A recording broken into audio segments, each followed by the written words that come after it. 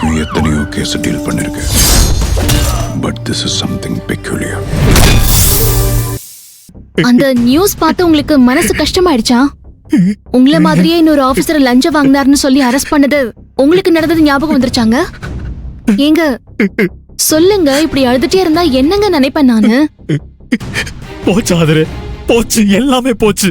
எதுவும் போகலன்னு இப்பதான் எல்லாம் என் கைக்குள்ள வர ஆரம்பிச்சிருக்கு. நான் நினைச்ச மாதிரி ஒன்னொன்னா நடக்க ஆரம்பிச்சிருக்கு. காத்து நமக்கு சாதகமா அடிக்க ஆரம்பிச்சிருச்சு. இனிமே நீ சொல்ற மாதிரி தான் எதுவுமே நடக்கும். நியூஸ பார்த்ததும் அந்த கஞ்ச பைய என்ன பண்ணா? அத ஏன்னா கேக்குற? பயங்கரமா எமோஷனல் ஆயிட்டான். வேகமா ரூமுக்குள்ள போயிட்டான்.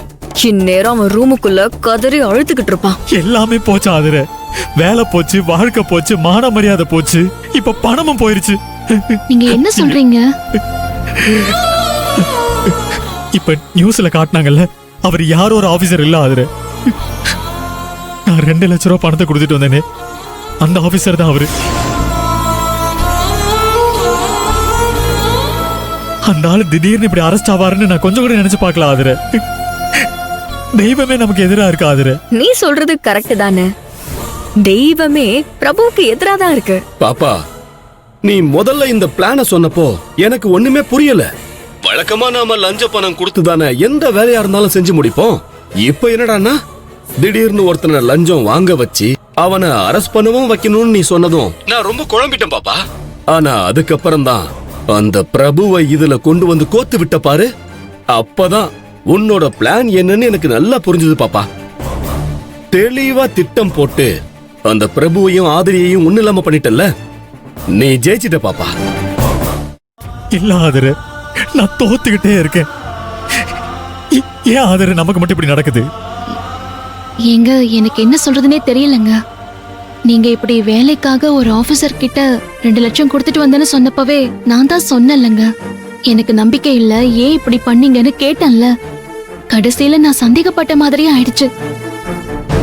இப்ப நாம என்னங்க பண்ண போறோம்? என்ன பண்ண போறோம்? இனிமே எல்லாம் நல்லாதான் நடக்க போகுதுன்னு நினைச்சேனே, இது வரைக்கும் நடந்ததை விட மோசமா இப்படி ஒரு கெடுதல் நடந்துருச்சு. இனிமே யார போய் பார்த்து எப்படி 2 லட்சம் ரூபாய் வாங்குறதுன்னே தெரியல ஆதரே. அந்த ஆளுகிட்ட பணம் கொடுத்தேன்னு போலீஸ்ல கூட கம்ப்ளைண்ட் கொடுக்க முடியாது. லஞ்சம் கொடுத்த குற்றத்துக்காக போலீஸ் என்ன அரெஸ்ட் பண்ணிடுவாங்களே. ஐயோ, இந்த பிரச்சனையில இருந்து நம்ம எப்படி மீண்டு வர போறோம் ஆதரே? மீளவே முடியாதுன்னு பிரபுவையும் ஆதிரையும் இனி எழுந்திருக்க விடவே மாட்டேன். இப்படி ஒண்ணு மாத்தி ஒண்ணுன்னு அடி கொடுத்துக்கிட்டே இருப்ப. அவங்க 2 பேரையும் ஒண்ணு இல்லாம ஆக்கி அவங்க கதைய மொத்தமா முடிச்சிருவேன்னு. இனிமே இந்த வீட்ல என்னோட ராஜ்யம் தானே.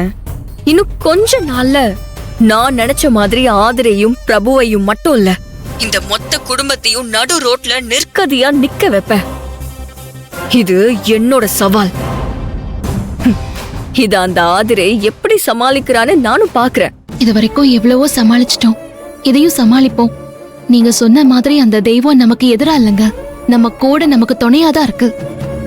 அந்த நம்பிக்கையோட இந்த சோதனையும் வேதனையும் நம்ம தாண்டி வருவோங்க. எல்லாத்தையும் சமாளிச்சு எந்திரிச்சு நிப்போம். இந்த குடும்பத்துக்கு எதுவும் ஆகாம நம்ம காப்பாத்துவோம். இங்க பாருங்க, எதுவுமே இப்படியே போயிடாது.